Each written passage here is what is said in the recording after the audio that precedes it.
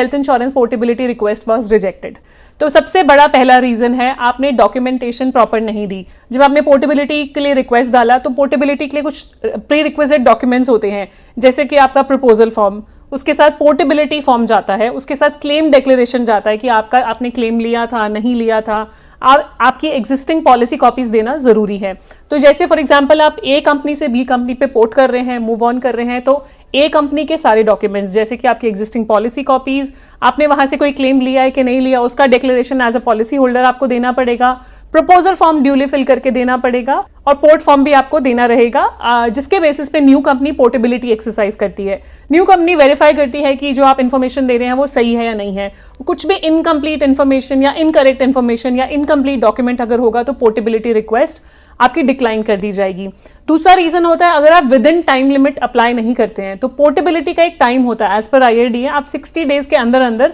जब आपकी due date है पॉलिसी की, आप 60 डेज के अंदर अंदर उसको पोर्टेबिलिटी रिक्वेस्ट डाल सकते हैं। सो फॉर एग्जांपल आपकी ड्यू डेट है, हम बात करेंगे 31 जुलाई, तो आपको पोर्टेबिलिटी रिक्वेस्ट डालनी है 1 मई से लेकर 31 जुलाई की विंडो में आप पोर्टेबिलिटी रिक्वेस्ट डाल सकते हैं। अलग अलग कंपनीज अलग अलग टाइम पर लेती हैं, तो इसी विंडो के अंदर डाल सकते हैं, इससे पहले नहीं डाल सकते हैं और इसके बाद भी नहीं। मतलब ड्यू डेट अगर निकल गई है तो उसके बाद इंश्योरेंस कंपनीज पोर्टेबिलिटी एक्सेप्ट नहीं करती हैं, तो विद इन टाइम आपको अप्लाई करना है, तभी आपकी पोर्टेबिलिटी एक्सेप्ट की जाएगी। तीसरी इन्फॉर्मेशन, अंडर राइटिंग की वजह से आपकी पोर्टेबिलिटी जो रिक्वेस्ट है वो भी रिजेक्ट की जा सकती है। मतलब आपने जब प्रपोजल फॉर्म भरा, आपने अपनी मेडिकल इन्फॉर्मेशन शेयर करी, आपने अपनी हेल्थ कंडीशन बताई, इंश्योरेंस कंपनी ने क्या किया, जब इंश्योरेंस कंपनी ने इवैल्यूएट करा, आपसे टेली वेरिफिकेशन करी, आपसे पूछा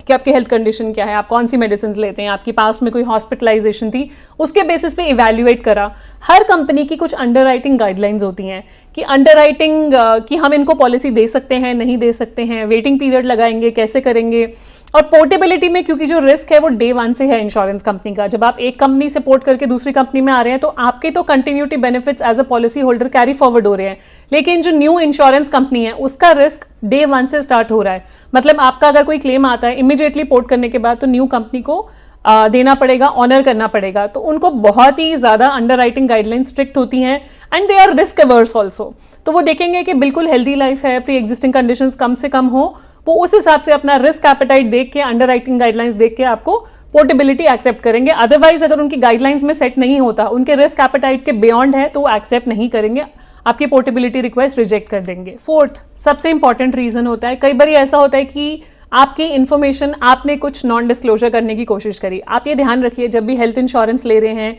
insurance is a contract of good faith, तो आप इंश्योरेंस जब भी ले रहे हैं सही तरीके से इंश्योरेंस कंपनी को बताइए। अब आप मेरी बात सुनिए, जैसे अब आप कोई भी इंश्योरेंस पॉलिसी लेने जाते हैं तो आप ड्यू डिलिजेंस करते हैं, आप इंश्योरेंस के टर्म्स एंड कंडीशंस पढ़ते हैं, आप पॉलिसी वर्डिंग रीड करते हैं,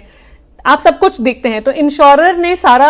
आपके सामने खोल दिया ब्लैक एंड व्हाइट में, उन्होंने बता दिया ये कवर्ड है, ये कवर्ड नहीं है, इस पे वेटिंग पीरियड है, इस पे एक्सक्लूजन है, इस पे रिस्ट्रिक्शन है, आपको सब कुछ बता दिया। तो आपका भी फर्ज बनता है कि सब कुछ बताओ, because it's a contract of good faith. Insurance company भी आपको सब कुछ बता रही है और आप भी उनको सब कुछ बताओ। If you are hiding something तो आप खुद ही मिडल ऑफ नोवेयर में आ जाओगे, ना आपको क्लेम मिलेगा, आपकी पॉलिसी भी टर्मिनेट हो जाएगी फ्यूचर में। और इंश्योरेंस कंपनीज के पास अपनी एजेंसीज होती हैं पता लगाने के लिए कि वो प्री एग्जिस्टिंग कंडीशन है कि नहीं है। तो जहां पे भी इंश्योरेंस कंपनी को लगा कि डिस्टॉर्शन ऑफ फैक्ट्स है, आपने कुछ भी इंफॉर्मेशन जो प्रपोजल फॉर्म में फिल करी थी और इंश्योरेंस कंपनी ने आपसे टेली वेरिफिकेशन करा या फिजिकल टेस्ट मांग ली है, उसमें कहीं ना कहीं गैप है, तो भी आपकी पोर्टेबिलिटी रिक्वेस्ट रिजेक्ट कर दी जाएगी, ऑनर नहीं होगी।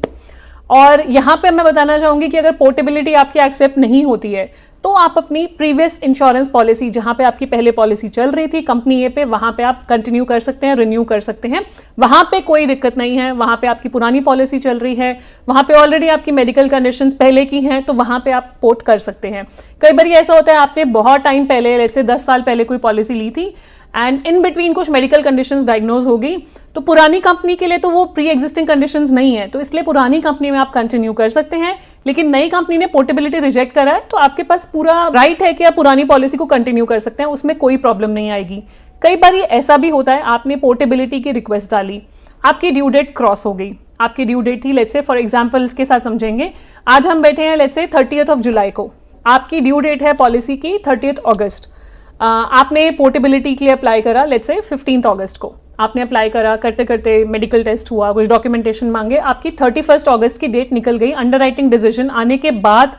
31 अगस्त के बाद अंडरराइटिंग डिसीजन आया कि उन्होंने पोर्टेबिलिटी डिनाई कर दी। अब आपकी पॉलिसी चल रही है ग्रेस पीरियड में, जो पुरानी पॉलिसी है, पॉलिसी ए, जहां से आप पोर्ट करने की कोशिश कर रहे थे, वो ग्रेस पीरियड में आ गई।